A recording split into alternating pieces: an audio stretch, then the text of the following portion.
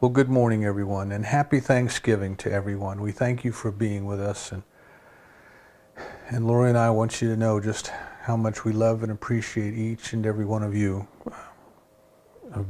As I was sitting here this morning, kind of thinking over things, we've been together, many of us, for 20 years. About Lori and I have been involved in this teaching since the early 90s and teaching it ourselves since the mid 90s. So it's well over 20 years. And I was thinking this morning about when we were getting close to graduating ministerial school and trying to think about where in the country, where did we want to go and start our work. And we had a meeting, some of you may remember it, but we had a meeting down in the town council chambers in Wrightsville Beach, at the city hall in Wrightsville Beach, and there was a hurricane coming. I think it was Bob. I think it was one of those ones that it came and it went and it came and it went. It crisscrossed the area several times. And here we are. We pulled up into the parking lot, and everybody from the town is trying to go in there and get their evacuation stickers so they can get back on the island, after the hurricane passes. And the police are all busy and the fire department's all busy. And here we're a group of maybe 15 or 20 of us who sat there in the town council and discussed the possibilities of Lori and I coming to Wilmington and starting a work down there. How beautiful that was, and how grateful we are for that, and how everything just fell in place. And the folks at Unity let us use their facilities until we could afford to get something else. We then moved to the Wingate Hotel, and the lady there that rented the rooms had been a student of science of mine, and she gave us a screaming deal for the conference room, and we met there for a year or so, and then eventually we moved over to Oleander Oaks. Just how wonderful everything unfolded, and how joyful that is just to recall it, and how much we appreciate the part that each and every one of you has played and continues to play, even as in our retirement here, as we just have nothing much more than a camera, a computer, and high-speed connection. But we're still all one. We're still all connected in that love, and for that we are grateful. So thank you.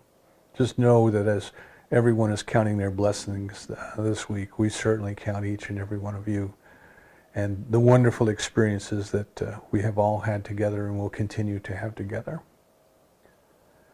So this morning's talk is interesting, how things emerge and evolve, and I've learned to become more and more comfortable with the fact that sometimes like trying to grab water or Jell-O, it just keeps changing and it keeps moving. But of course, this is Thanksgiving. This is a great holiday season in our society and in our country, and we're all getting ready in one way or another to have some type of a celebration to acknowledge. Lori and I are going to go over to our daughter's house. She's doing Thanksgiving dinner this year, so we're going to go over and see the children and the grandchildren and the great-grandchildren, and just have a wonderful time together with family, celebrating and eating and laughing and joking and talking. It's a wonderful holiday. But we want to take this idea of Thanksgiving, we want to take this idea of gratitude, and we want to remove it from the secular idea, which is good as far as it goes. It's good as far as it goes. There's nothing wrong at all with family and friends getting together and having a good meal and enjoying each other's company. That is wonderful, and a day off from work where people watch TV, and of course the parade, since I was a kid, we've been watching the parade, and of course always at the end of the parade, Santa Claus would come on his sleigh, and we would get to see all the floats and the balloons, and I think of how many proud parents and grandparents there are across the country watching that TV for one of their kids in a high school band to go marching by. It just You get the feeling of joy of people sitting there. So, oh, there she is, there he is. Look, look, look. Right there. It's just for that glimpse on the camera as that marching band goes by. So that is all good. That is all good. That is all wonderful. But what we want to keep in mind is there's a deeper meaning. There's always a deeper meaning. There's always a deeper level that we can explore. No matter how deep we think we've gone, there's always another level to go. Emmett Fox uses the example of studying Scripture, and he taught very much from the Bible. And he said he likened the depth of the Scriptures to when diamonds were first discovered in South Africa. He said the people there, the miners, those who understood what they were doing, they dug down and they found a layer of soil, a layer of clay. And in that layer of clay, they found a greater concentration, more diamonds per square foot, or however they would measure it, in that type of clay than they had ever seen any place else in the world. And they thought, wow, this is something, And they kept digging and they kept digging and they kept digging. And after a while, the clay changed. They got through the one color clay and they got to a different color clay, a different layer, If you've seen the painted desert out in the U.S. Southwest, you understand the layers and how these different layers look. And when the miners got down to the next level, they found even more diamonds per square foot than they had found at the previous level. And what Emmett Fox is telling us is that as we study, as we grow, as we allow ourselves to experience the love and the presence of God, our consciousness changes. We change. We are not the same people. Hopefully we're not the same people we were a year ago, or 2 years ago, or 10 years ago. We get things revealed to us, or we become aware of the fact that they have been revealed to us as we are ready. There's an old saying, when the student is ready, the teacher appears. So as we continue to dedicate ourselves to our growth, we find new meaning, we find deeper meaning. Another example that I use is one from when I learned how to fly sailplanes. Of course, a sailplane doesn't have a propulsion system of its own. It has to be towed up. And once you let go of the tow rope from the tow plane, it's gravity. Gravity pretty much is going to pull you back towards the ground, and as you get pulled down towards the ground, the wings kind of oppose that and gives you forward motion. But generally, you're just descending until you find a column of air that's rising. You find a source of lift.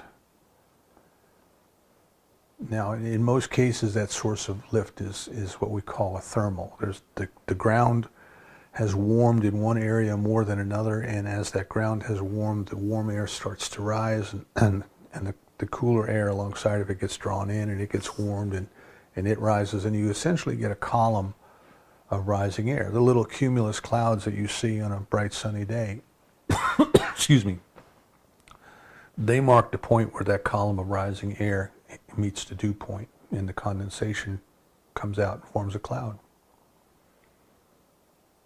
So a glider pilot, learns to look for these sources of lift. Now, how they find them is a subject of many great lies told around the hangar. Some pilots would swear that they had special sunglasses and they could actually see the thermals, and maybe they could. When I was flying out over the desert in Arizona, you would see a dust devil. You'd see the dust swirling up in the air, and all of a sudden pilots would converge from all over the sky. We'd all try to get to that same dust devil and get into a stack, and then start circling. What you have to do is you have to get into that column of air, and you have to fly a very, very tight circle. So every time you go around, assuming that you've done it right and you're centered in the circle, in the column of air, every time you go around, you're going up. You're going up inside that column of air. But if you look straight down at the ground, which because you're banked over so steeply you can, if you look straight down at the ground, you're going over the same ground. You're going over the same ground over and over and over. But you're not in the same place. You're not in the same place. You're going around, but you're going up. You're spiraling up. So keep those two pictures in mind. Going deeper. Fox says that as we study and we read the scriptures, we get deeper and deeper meaning out of it. The other visual is we are going up, up, up, up, up in our spiritual growth. And it's that way with this idea of gratitude, this idea of thanksgiving. Every year we come to this time of the year, and gratitude is a theme, but every year, hopefully, every year, we get a little bit more out of it. It touches us at a deeper level. We have risen in spiritual consciousness, if you want to think of it that way. And that's what we want to talk about today. We want to talk about this whole idea of what is our growth? What is our spiritual growth all about? And how does this idea of gratitude, of thanksgiving, how does it relate as a spiritual practice? And I think that's important to remember. A spiritual practice. What are our spiritual practices?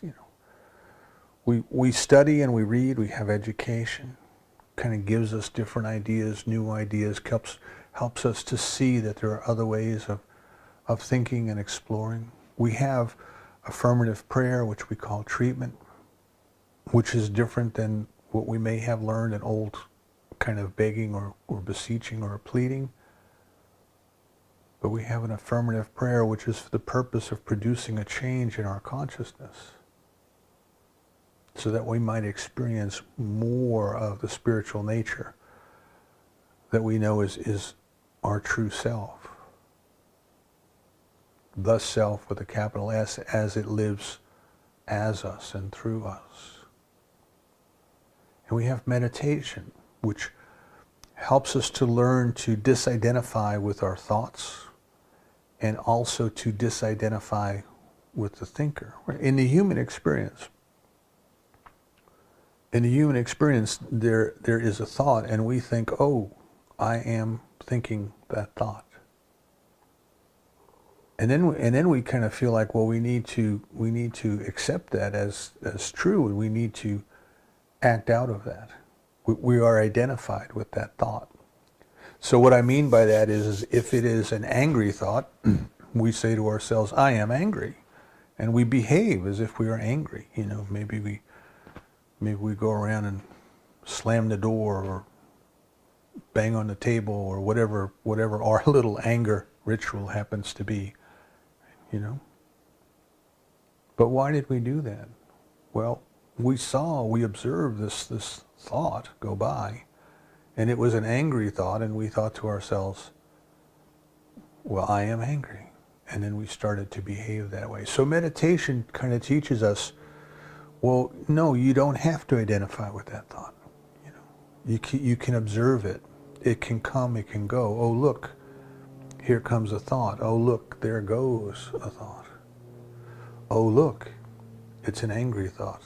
There goes an angry. So we learn to detach from the sense of the activity, I won't call it that, I don't know what else to call it, but the activity in our field of consciousness that we recognize as thinking.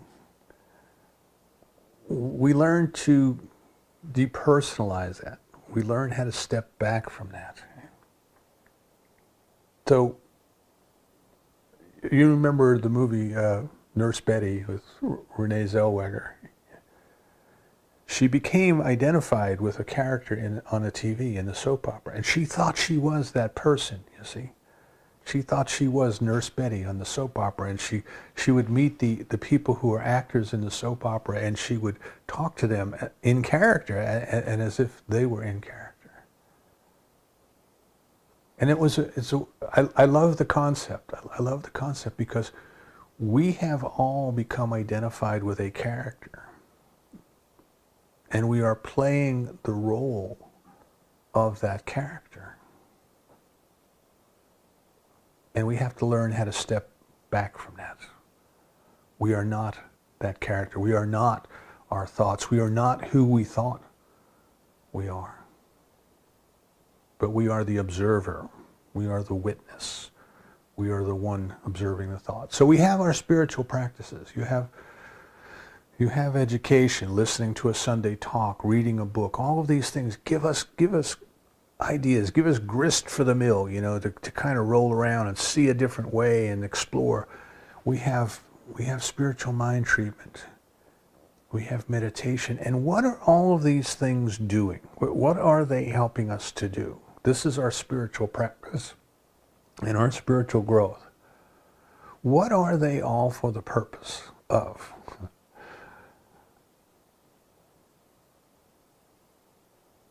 What we are doing is we are awakening from the dream. What we are doing is we are uncovering the ignorance that has been heaped upon us, and I'm going to explain that in just a moment. We are stepping out of the human norm of the way things are and the way things ought to be based on human consciousness.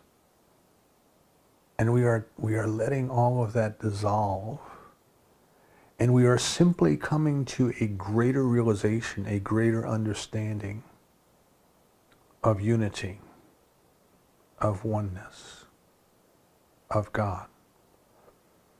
So let me back up a little bit then. So in theology and in philosophy, there is this thing called the problem of evil, which basically is along these lines. If God is so good and God created everything, then where did evil come from? Did God create evil? Does God allow evil to exist? Does God send us the experience of evil in order to teach us a lesson, in order to give us a challenge? I cringe every time I go on Facebook and somebody posts something that says, God sent you this challenge so that you could grow and overcome it. God did no such thing. No such thing. Now we can take that meaning away from it if we choose to.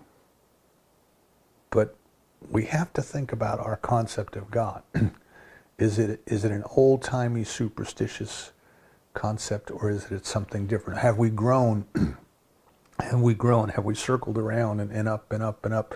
Have we grown from the time we were 5 or 6 years old in our understanding, in our experience of what this thing called God is, right? So in many cases in the world around us, God is kind of Santa Claus, or Santa Claus is a substitute for God. An old man with a long beard who looks down upon us, who knows whether we're naughty or nice, and if we are nice, gives us good things, and if we are naughty, gives us bad things. And if he gives us good things, then we are supposed to be grateful. We are supposed to say thank you. Kind of like trick or treat. The kids come and knock on the door, and mom's standing down at the bottom of the steps, and the kids hold out their little bags, trick or treat, and you open the door and you put candy in there, and mom says, now what do you say? And they say, thank you, and then they scoot off to the next house. As we are developing in consciousness, we come to think that that's what gratitude is. Gratitude is an expression or a reaction to something that was done from us from without, something that was done to us by another. So as we are growing, as we are growing spiritually, what we find is, again, the example you've heard me use before, it comes from politics, but I am going to leave the politics out of it. We're kind of like a turtle on a fence post. And the saying starts off, if you see a turtle up on a fence post, you don't know how it got up there, but you know it had help. You know it had help. So here we are. You see, here we are in this amazing experience of life on earth. Here we are, and the question is, well, how did we get here? How did we get here? And the philosophies and the religions kind of emerge to describe that. And this problem of evil then becomes one of, if God is so good, where did evil come from? And if you examine the different religions and if you examine the different philosophies of the world and just ask that one question, if you meet an adherent of a totally different way of thinking than perhaps you have ever been exposed to, just ask that one question. What about the problem of evil? Where does this experience of evil come from? Some scholars will tell us that the book of Job in the Old Testament was actually the first book written chronologically, or going backwards in time. It was the first book written. And to me that makes perfectly good sense because it deals with the problem of evil. How come Job, who was a good and an upright man and all of these other things that we're told, why did all of these terrible things happen to him? And I think we have to keep in mind that the book is satire. All of the human beings are coming up with all of these different explanations and all of these different reasons of why this happened to Job. And of course it starts off with God and the devil making a bet. Now think about that for a minute. Where did evil come from? Does God allow evil to exist? And here you have this concept then of the devil or Satan, which in our society we equate the two as being equal, and they weren't, not at all. This concept of the devil, as we know it, didn't exist at that time. But we have the divider and God are making a bet and letting this person suffer because of this bet, you see. So it's a story. It's a story. And it's a chuckle, you know. If we can get out of the superstition, we can come back and we can say, this is a humorous story that is trying to tell us that the way you think things are is not the way that they are. All of your human understandings and explanations of where evil comes from, there's something different. And the book doesn't really tell you. It just says you don't know. You don't know. So we have this concept then that life is essentially good. There's a part of us that even though we're here and we don't know how we got here, we kind of figure that we must have had help to get here. Life, you know, life is here. There's order in the universe. There's all of these different things that there's just something within us that recognizes, something within us that knows. I was thinking this morning of when we would do the World Peace Meditation on the last day of the year, we would go down to the beach at 7 a.m. Eastern Time, which is at that moment, at that time of the year, it's the same day all over the earth. One second before, 1 second after, you've got half the world is on one day and half on the other. But at precisely that moment, at noon Greenwich time, which was 7 a.m. Eastern Time, the entire world was in the same moment, in the same day. And we would go there to do a spiritual practice for peace. And as we were there, it was just so wonderful the way it worked out, because as we were there and we do that, the twilight would come, you know, so the night would end and the sky would turn light, but the sun wasn't quite up yet. And we would do our peace meditation. And when we finished, we would walk down onto the sand, and everybody would stand in their own space, and they would look out. And then that first streak of light, you know, just kind of horizontally across the horizon, it's there. And then you start to see the top of the circle as the sun emerges. There's something within us that recognizes that stands in awe of that. And there's something within us that recognizes that there is something that has created all of this life. And the explanations that we get when we start to examine the problem of evil all come down to a simple thing, which is we don't yet understand, we don't yet know our unity, our oneness. We believe in separation. We believe in separation. In Judeo-Christian background, going back to the Garden of Eden, we believe that we've been cast out. We believe there was a time that we were living in oneness with the divine, but now we are having the experience of separation. In the Hindu teachings, they would say that humanity has had ignorance heaped upon it. And we would have to say, well, who heaped the ignorance upon it and why? But it's the same idea. We're climbing out of that. We're climbing out of that ignorance. We're circling up and up and up and up and up, and we're coming out of that period of darkness of consciousness that we call the ignorance. So whether it be an idea of sin, whether it be an idea of ignorance, it's an idea of separation. It is this idea of separation. Now, we would say in our teaching that this was necessary so that we could discover ourselves, that we could develop a unique personality. It would be impossible for the divine to create us as fully illumined spiritual beings and us to also develop a unique personality at the same time. So we have shed ourselves. In the teachings of mystical Judaism and the Kabbalah, the teaching is that we, the soul, have shed ourselves of our intimate knowledge of our oneness with God.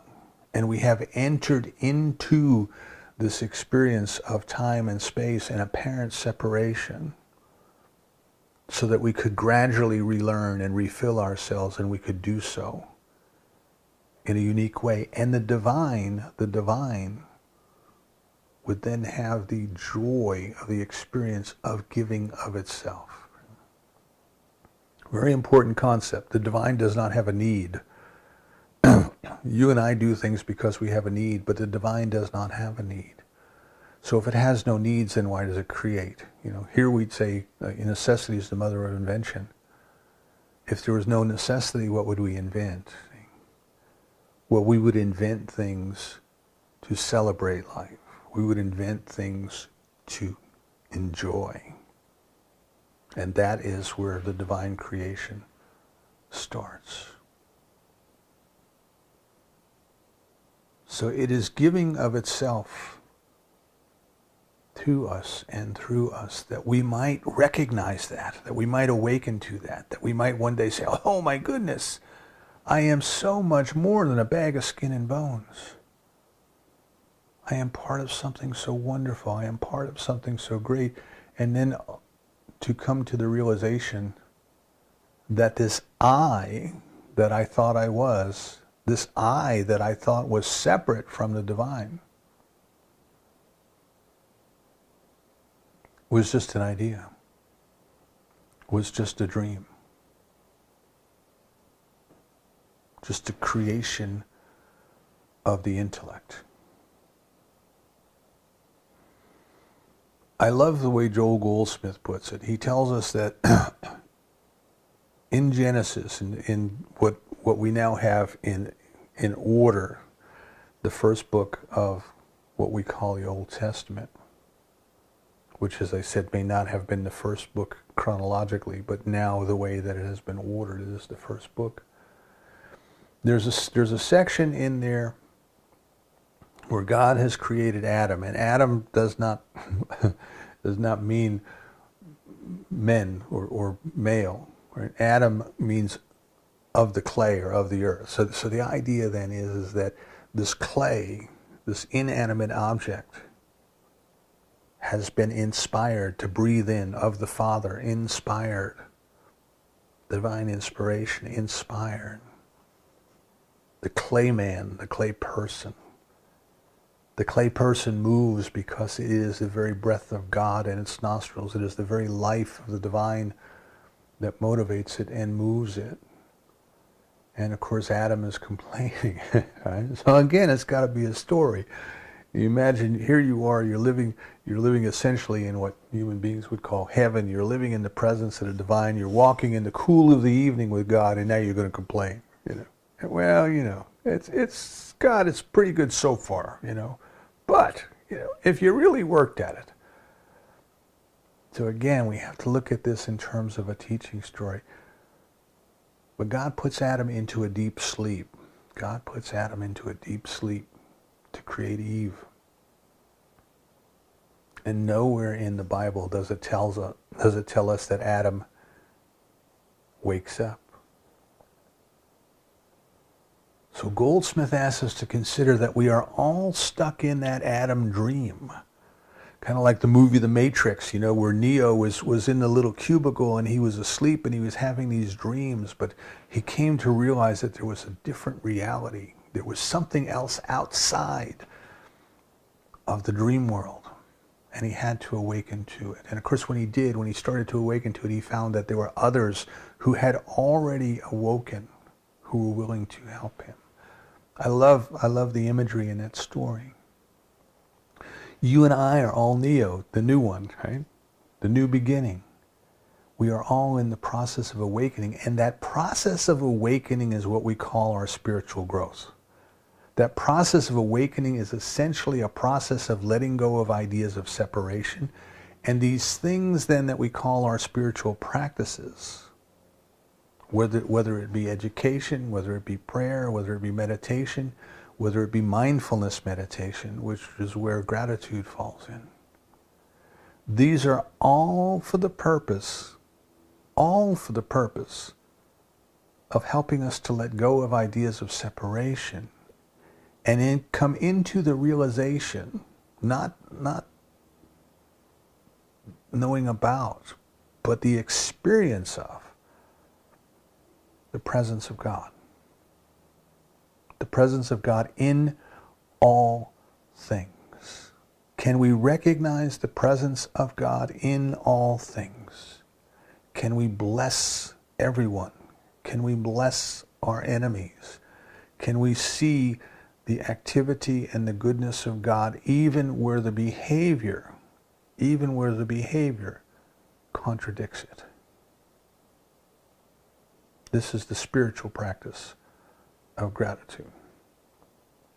So in the human experience, then we kind of go through phases. Our first experience of God might be a superstitious one. You know, we're not sure what this thing called God is, but we better do it at once, or we're going to suffer.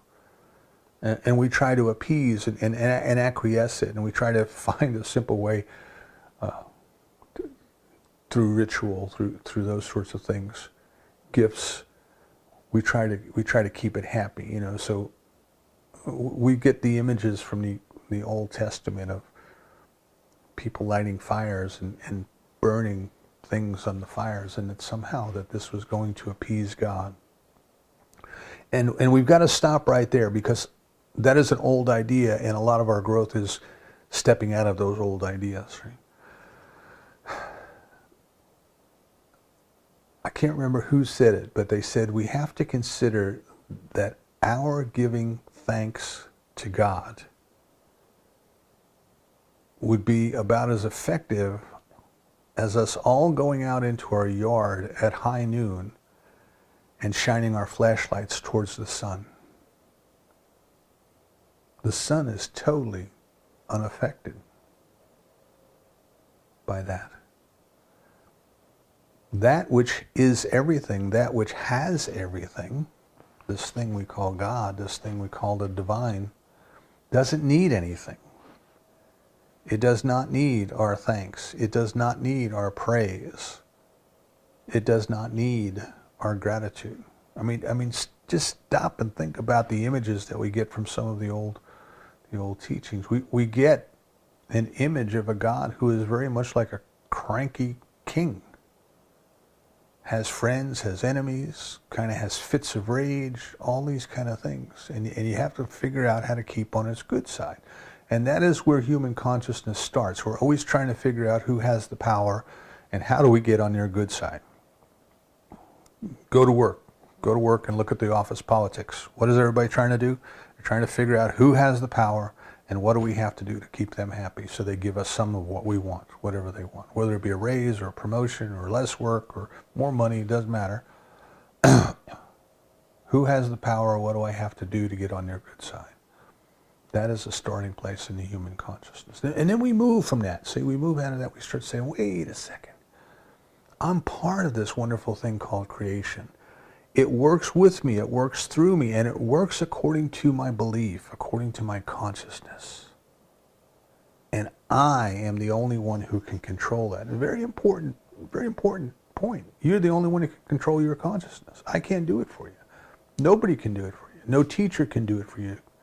No one can reach out with a magic wand and tap you on the shoulder and your consciousness has changed. It is an inside job, and that is where gratitude starts. That is where gratitude is.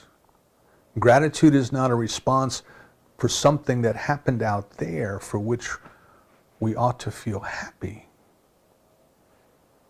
It is an attitude that starts within here. So while our offerings, while our expressions of gratitude, while the time that we stop to spend and contemplate the divine, all of those things, while they can do nothing to change God, and again, you got to keep that in mind. All the time that we spent praying for God to do us favors, you can't change God. It is the same yesterday, today, and forever. But it changes us. It changes us. And that's what our spiritual growth is all about. It is engaging in specific practices that change us. So now we come to this idea of gratitude. And gratitude is not waiting for something out there to happen so we can say, oh, that was good, which is a judgment on our part, and therefore I ought to say thank you. That's okay as far as it goes. But I want to take us to a deeper level this year. I want to invite us all to move into a deeper level of the experience of gratitude. And gratitude is a way of life. It is a state of mind. It is a way of being that has nothing at all to do with what's going on out there. This is why in all things we can give thanks. That comes from Paul, I think it's in Corinthians. It also says in all circumstances. To the human way of thinking, we would say, how can it possibly be that I'm in the midst of all of this trouble, whatever the trouble might be, financial trouble, it doesn't matter, legal troubles, it doesn't matter. It's the human idea of trouble. We're in the midst of all of this, and how can we give thanks? And that is coming from the belief that I have to be thankful for the circumstances out there. I can feel the presence of God. I can experience the presence of God. I can recognize the goodness of God and the activity of God no matter what's going on around me. Somewhere in the scripture it says, wherever I go, there you are. If I go make my bed in hell, you're there with me. Excuse me. We have the examples of Daniel in the lion's den. Even though in the midst of all of this apparent human trouble, I can still go the only place that I can go, which is within, not without, but within, to be still. Close the door on my prayer closet. All of these different examples that were given.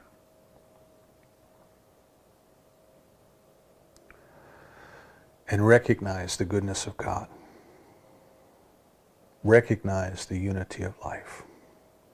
So the idea of gratitude that I invite us to consider now is that it is not something that we do just once a year.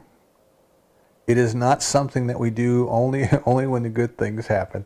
I have to laugh I know all the sports games are coming up Thanksgiving, but if you watch the sports games and you watch what happens after the games, and they go and interview whoever played on the winning team, they'd say, first of all, I want to give all thanks to God. It's the goodness of God, it's the glory of God, and we got to win this game. And then they go and they ask the losers, and they never say, well, God did it to us. They always say, well, we screwed up, all these kinds of things. God is always good. God is always with us. God is always love. Mindfulness meditation teaches us to be aware at all times of what's going on, not only without, but within. Gratitude is an easy way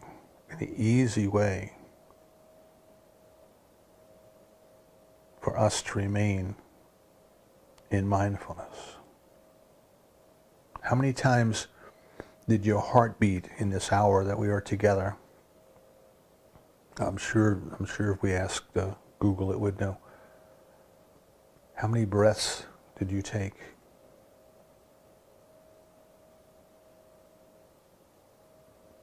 How far has the earth moved around the sun? How far has the sun moved around the galaxy? How far has the galaxy moved within the universe? All of that took place without you having to worry about it.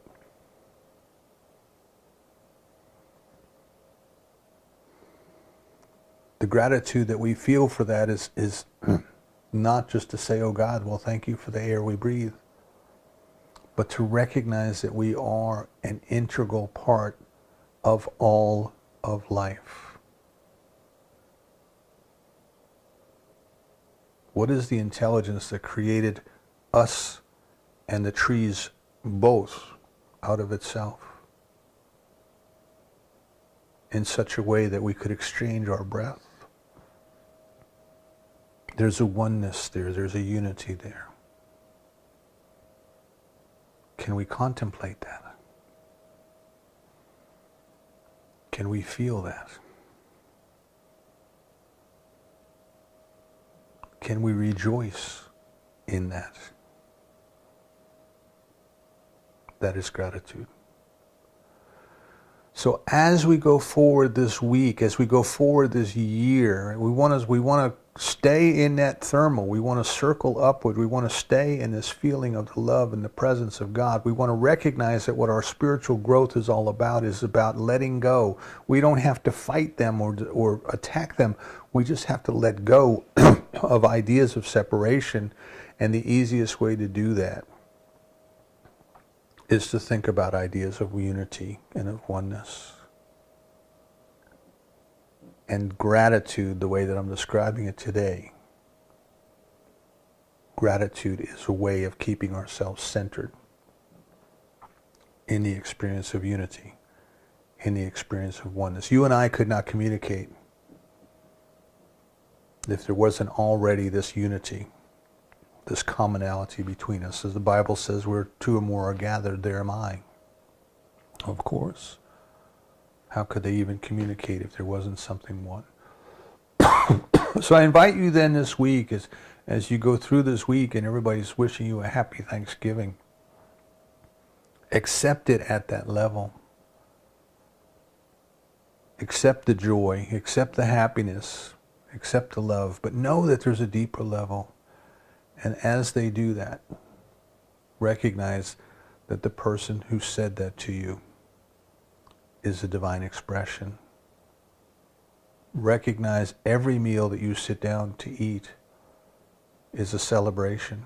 You could not, how could your body know what to do with the food you eat if there wasn't something common between them? Feel that. Acknowledge that.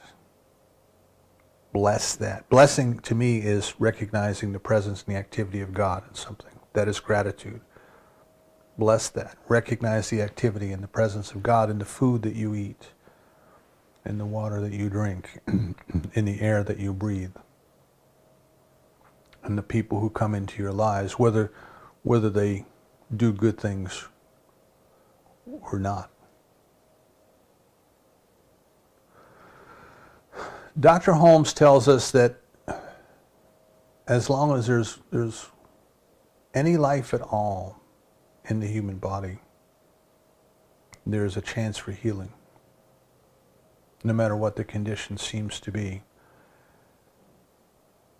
And what we need to do is bless the activity of life, because the activity of life is good.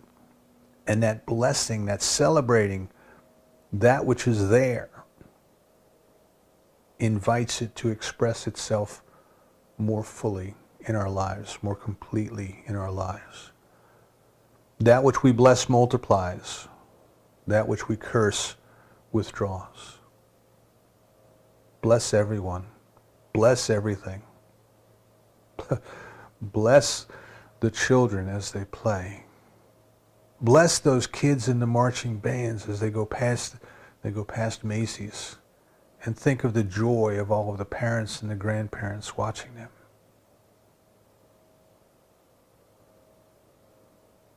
Bless the one you see in the mirror. Let go of ideas of separation. The very love and the very presence of God is here and now. And we open ourselves up to experience it, to feel it. And as we do, that in itself